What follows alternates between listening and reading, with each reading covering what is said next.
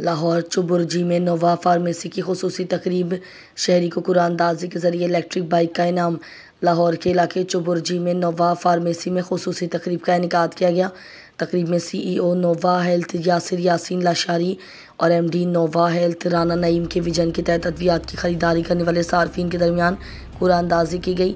तकरीब में ख़वातीन की शमूलियत और वेमेन एम्पावरमेंट को फ़रोग देने के लिए इलेक्ट्रिक स्कूटी इनाम के तौर पर रखी गई। कुरानदाजी में बड़ी तादाद में शहरी शरीक हुए, जबकि नोवा फार्मेसी से ख़रीदारी करने वाले ज़ीशान नामी शहरी के हिस्से में इलेक्ट्रिक बाइक आई। इनाम जीतने वाले शहरी ने खुशी का इजहार करते हुए नोवा हेल्थ के इक़दाम को सराहा।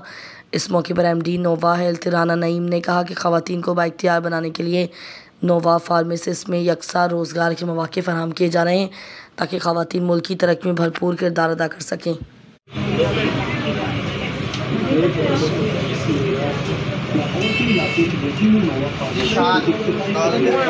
ज़ीशान कोई है यहाँ पे जी, नंबर बोलता हूँ मैं 0302 6968 886। ज़ीशान कोई नहीं है कॉल।